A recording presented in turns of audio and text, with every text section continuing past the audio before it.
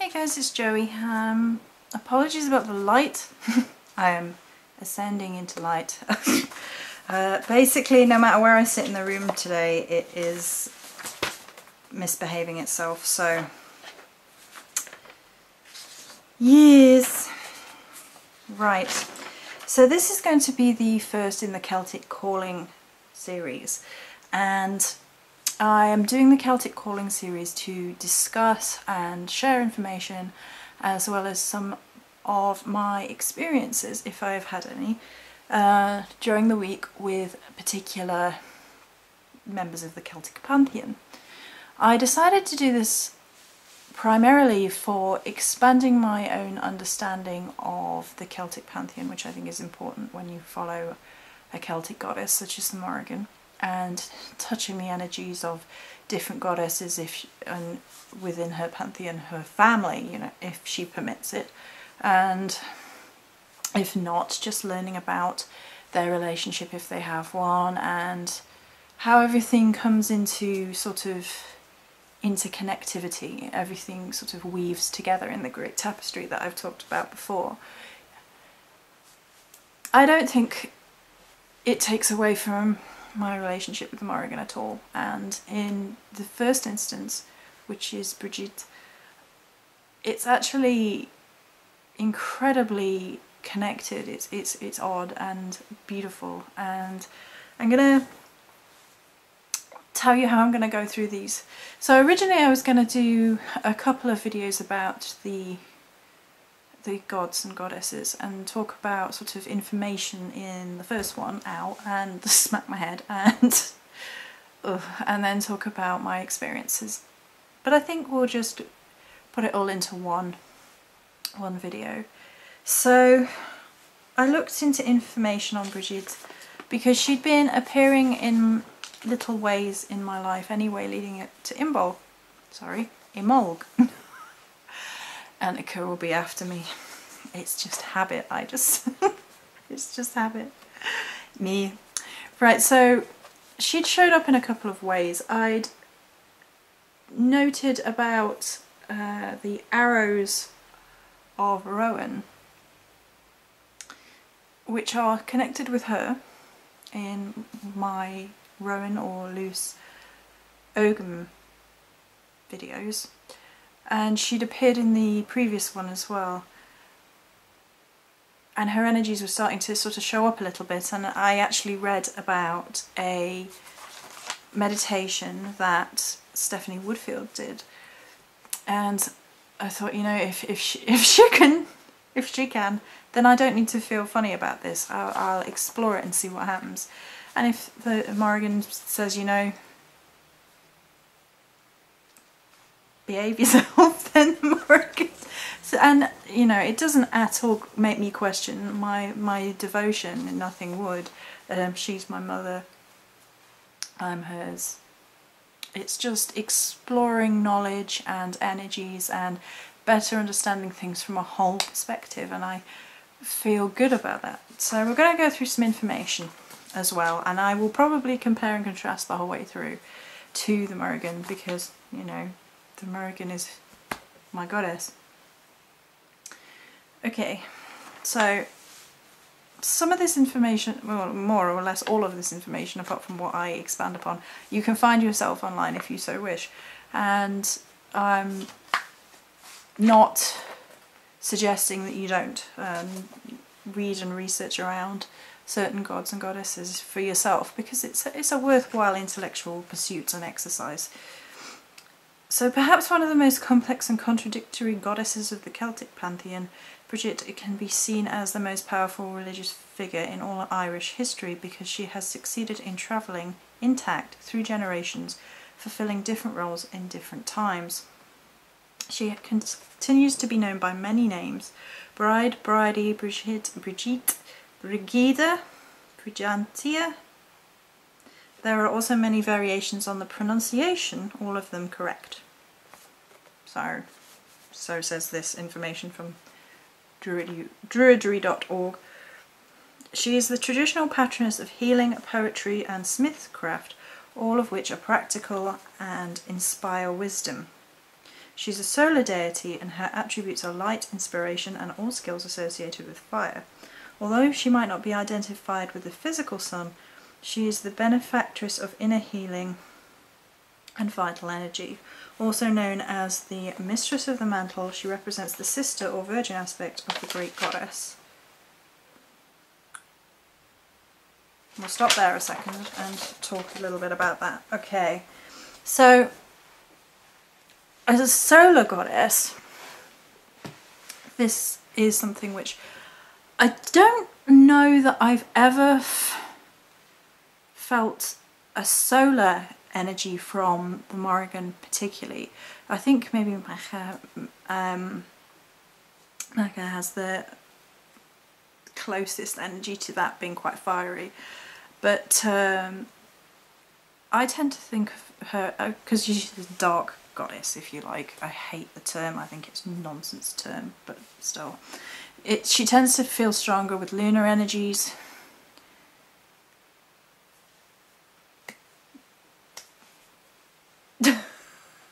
So, I don't know. I'm trying to think of occasions where I may have considered her in a solar aspect, but I can't think of it.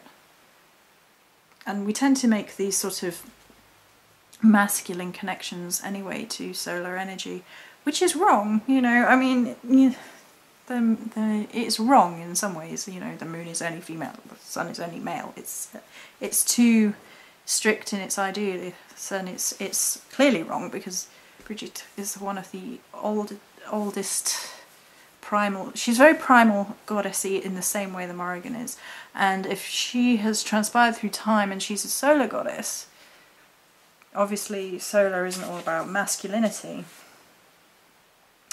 Now I'm going to touch here on her being the sister or virgin aspect of the great goddess. Now I actually had a really profound emulga. Annika's going to be watching me, so I've got to say it right.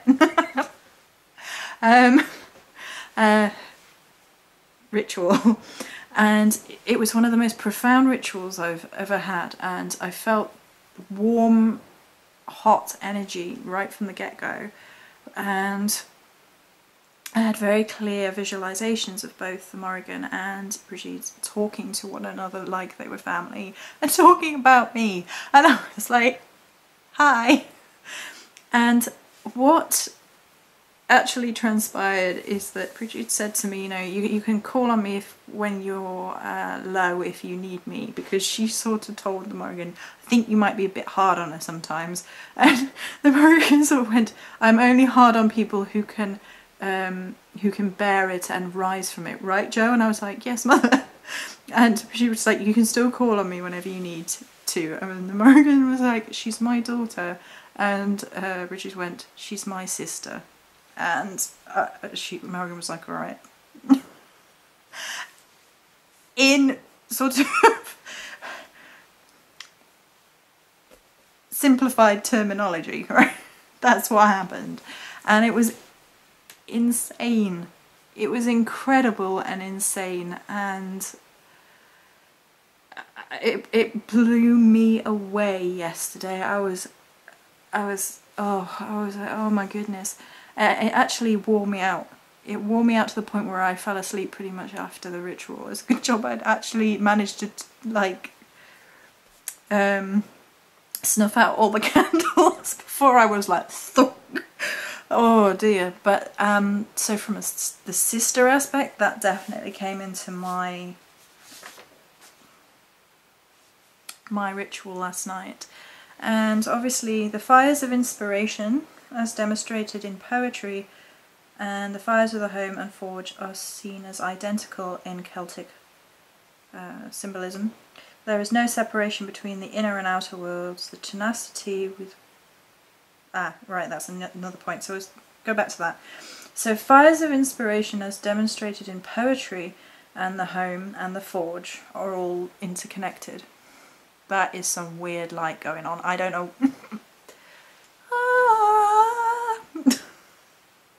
I'm as far away from the light as I can get. Oh, that sounds terrible, doesn't it? Not like that. Right, okay. So, fires of inspiration, and the Morrigan has a role as a poetress, and a lot of her poetry is sort of divination in action, and so inspiration and poetry and the power of the word is something which is very important to me on all levels. I am a writer, I am a wordsmith, I would say, I'm probably a wordy witch. I enjoy words, I understand the power of words. I tried to express that in previous videos, that we have a responsibility, which is to be careful what comes out of our mouths and out of our, you know, our written words, because the damage that they can do, or the light that it can bring, can be so much more than sometimes we think about before we let words fly. And the power to be able to conjure things up in the world, to manifest our desires through the written word, through singing and humming and the vocalization and the vibration of our voice and the vibration of energies that sends out messages into the universe, is hugely important.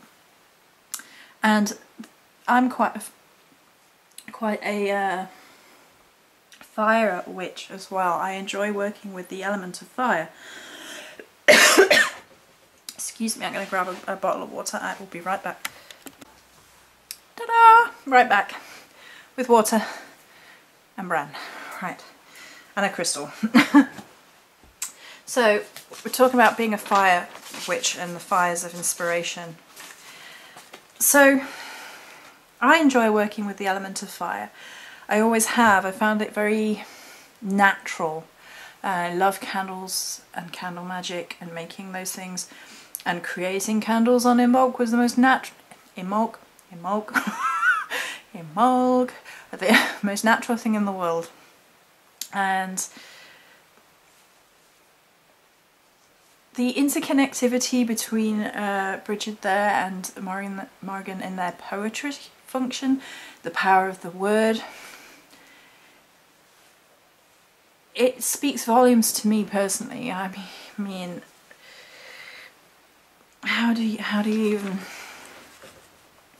They both have this sort of tenacity. They both are survivors, and the survival of Brigid is often sort of attributed to her role as a poetress in some ways, because the words that she gives live on through her bards and her poets. And if that tenacity and fire runs through the heat of the forge and the fires of the home, then you can equally see that within the Morrigan. The fires of the forge are to do with warrior aspecting, if you like. The heating of metal, the smithcraft, the creation, the ability to wield a weapon in whatever form, and you can wield words as weapons, like we mentioned earlier, and that ties into the poetress aspect. And therefore,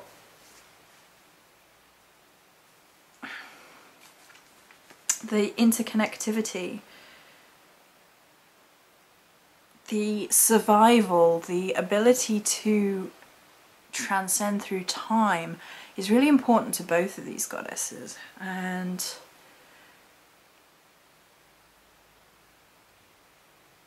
where's the...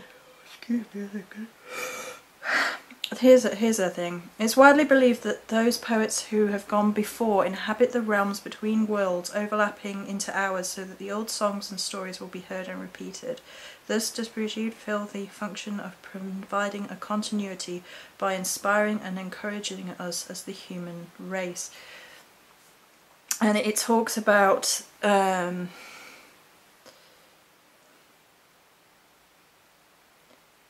keeping oral traditions alive and being connected to the class of seer poets, which also connects with the Fae women of the other world, Morgan the Fae and Morrigan having the Fae of the other world aspects. Just having a look at my information. Is there anything else on that I just need to touch on before we discuss that a little bit? So retaining culture and learning, retaining what is important,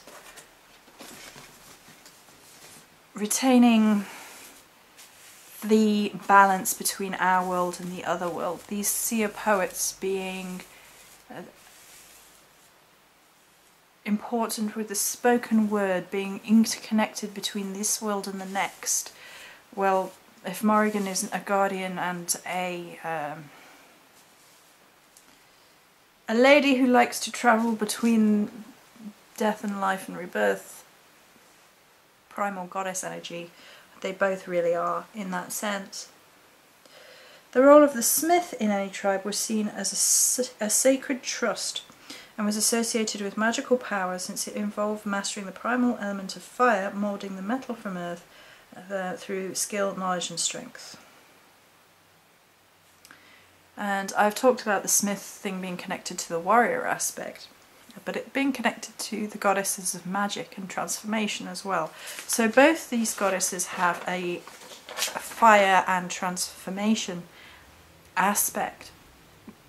They transform things into other things, even themselves into other things, and both of them have so many names that they seem to shapeshift across time that pinning them down can be really difficult and sometimes impossible process. You have to accept them in flux, you have to accept them in transition, in motion, in fire and in transformation, because you can't pinpoint them like that. It's not such an easy thing to do and is a fairly impossible exercise.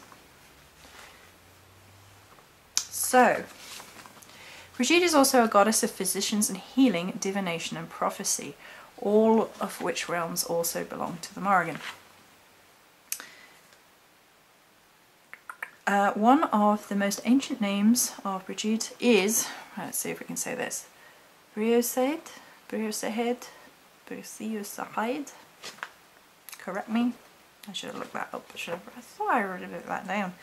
Anyway, that means fiery arrow, and within that name is the attribute of punishment and divine justice. So all of these attributes you can cross over, talking about the Morrigan and Brigid. And I apologise if, you know, if people come here and like, well, I thought this was already on just Brigid, and it's like, well, I have to relate it to how I relate it, and I relate it through my relationship with my mother. And so Morrigan is often seen as being able to inflict disease, and therefore in Celtic understanding, if you knew all about diseases, it was because you were a healer. And so the power to poison as well as the power to heal. Divination and prophecy, of course, Morrigan has long been associated with these things and has given divine prophecy. Usually in sort of bardic form, actually.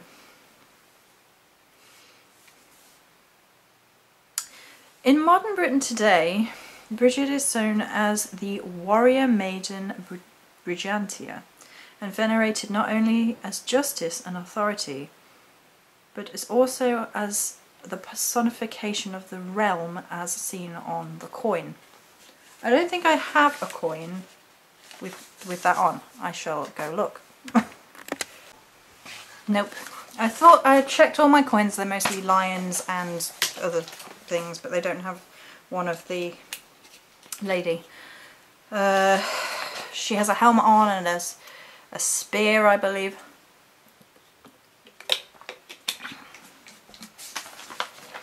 I'll see if I can find a link and put the link down at the bottom. There is also a story coming from the 12th century, I love this, in which Merlin is inspired by a female figure who represents the sovereignty of the land of Britain. She causes his visions to reach through British history on, so it is said, to the end of the solar system. Taliesin also describes a traditional cosmology inspired by Brigantia. She is central to many heroic myths, especially those concerned with underworld quest and sacred kinship. This seems to relate to the concern for human development and the potential of humanity. That can be more linked in looking at across comparison to the Morrigan if we tried. The idea of looking into sovereignty and the deserving of sovereignty and the tying of British nature to the land, that's very interlinked. The two goddesses are very similar in that aspect. And of course Merlin is tied in myth to Morgan Le Fay. Brigid's most important association is with the cow, and this is coupled with its critical necessity in Celtic culture and history relating to the festival of Imbolc. This celebration, which is so completely hers, involves the lighting of fires, purification with well water, the ushering in of the spring,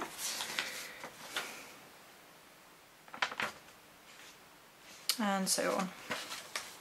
I've talked a little bit about Imbolc and the festival anyway, and I will talk a little bit more now. Actually, let's talk a little bit more about it, about my personal experiences, as well as the information.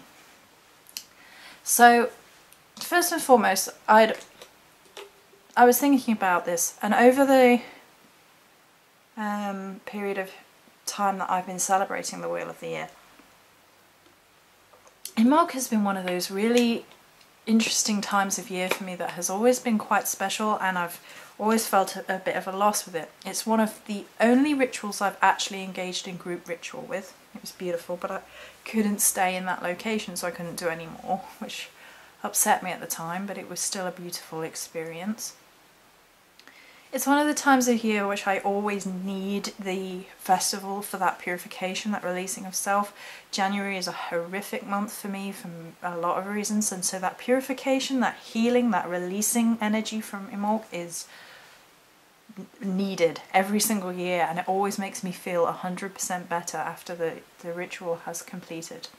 There's been a lot of snowdrop imagery this year, and friends reaching out to me and them being snowdrops connected with them. And this year I really wanted to really push into that energy of Brigid, which I'd not done as much before, because in previous years I was a little bit like, I don't know how to do this, because I was so connected with the Morrigan, and then before that I worked with God and Goddess in abstract, so working with a specific god or goddess was a bit odd to me in the Wheel of the Year when the rest of the time I worked in the abstract. So I was trying to work in the abstract before the Morrigan, and then I didn't know if I could really balance that with the two goddesses. And then this year I read the Stephanie Woodfield ritual where she embraced both. I thought, you know what, then I can do this. And the night before, which is when I started, I lit a candle and I just talked. I just spoke to both of them, and I was like, I spoke about my fears, about things I've been going through, about my own difficulties, this, that and the other, you know, all personal stuff. I just talked.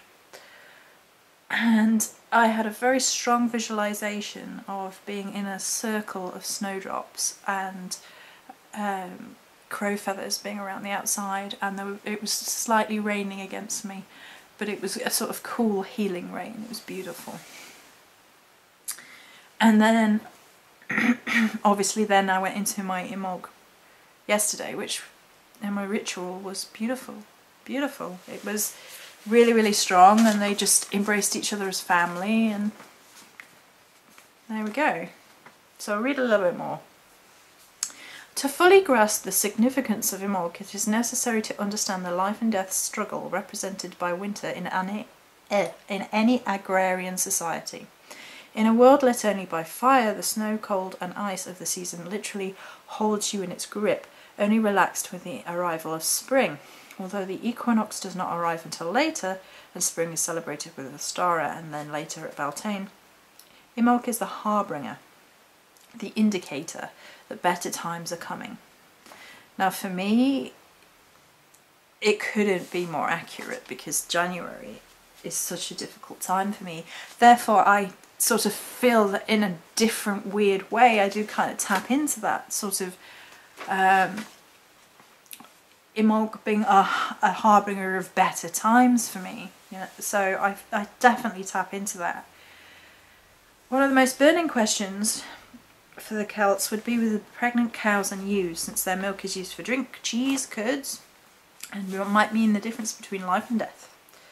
By Imolc, the animals would have birthed their young and milk would be flowing. Milk to the Celts was sacred food, equivalent to the Christian communion. It was an ideal form of food due to its purity and nourishment. The cow was symbolic of the sacredness of motherhood, the life force sustained and nourished. There are, of course, also Morrigan myths of her being related to cattle. Cattle being important in her stories, usually as symbols of victory, cattle raiding, status and wealth, status and pride. Imolc divides the winter in half. The crone months of winter are departing and the promise of the spring maiden is just around the corner. The holiday eventually became the modern day Candlemas. I don't truly agree with that because I think we have both. With St. Brigid's Day and the Feast of Purification of Mary being celebrated during this period of time. Obviously the transcendence of Brigid to a saint is one of her survival forms, if you like. Definitely a feminine festival. Women would welcome the maiden aspect to the goddess as embodied by Brigid. Corn cakes were made from the first and last of the harvest and were made and distributed, and this practice remains a part of her celebration. During these festivals she was commonly represented by a doll dressed in white with a crystal upon her chest. This doll, usually a corn dolly, was carried in procession by maidens also dressed in white. Gifts of food were presented to the goddess with a special feast given by and for the maidens. Young men were invited to this feast for the purpose of ritual mating to ensure that new souls would be brought in to replace those lost during the cold times. Although Brigid is designated as an all-encompassing deity during Imolc, she is honoured in her capacity as the Great Mother. She possesses an unusual status as a sun goddess who hangs her cloak upon the rays of the sun and whose dwelling place radiates light as if it is fire. Brigid took over the cult of the ewes, formerly held by the goddess Lasar, who is also a sun goddess, and who made the transition in the Isles from goddess to saint. In this way, Brigid's connection to Imolc is completed as the worship of Lasar diminished, only to be revived later in Christian sainthood. As a mother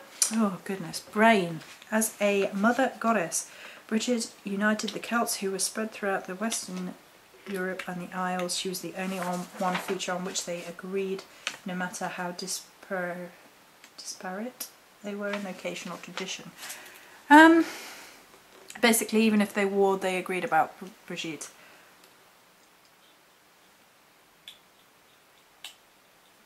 I can't speak for that one way or another. I think that's a little bit of a vague statement that we can't possibly prove given the oral traditions. Whether they would have agreed on it or not, I don't think that would have stopped warring Celts. I don't know. Maybe I'm wrong. So, some information. Now, I don't want this to be an all-encompassing guide because I think really if you're truly interested in the goddess herself and all her different attributes, all her different crystals, all her herbs, all her correspondences, spells and spell work, I might do a spell work. We might do a spell work for each, or a prayer or a meditation or something in a different video. But I think if you really want to embrace the energies, then you have to embrace them yourselves. And read about it, and the information is out there. I've shared quite a lot of it. I found so far her energy to be incredibly beautiful and peaceful and very fiery but calm. She's a lot calmer than the Morrigan. The Morrigan is incredible and powerful, but I think Brigid has a subtle energy, a gentler energy, a softer energy, a bit more like spring rain. So I think that's all for this video. I may make another video about maybe something to do with spell work or a prayer or a bit of both for her. I think that might be nice as a addition to each god and goddess, maybe a prayer or an invocation or a spell work or a bit of everything maybe. So maybe in a day or two I'll do that as well. So I hope you enjoyed the first of the Celtic Calling series. If you have any questions, please leave them down below. As I said, I wanted to compare and contrast because that is my want and that is my path. And also share some information, a little bit of researched information, a little bit of personal information, try and sort of strike that balance. And also leave enough that if you want to learn more, then off you go. Be inspired. She's a goddess of inspiration after all. Many blessings.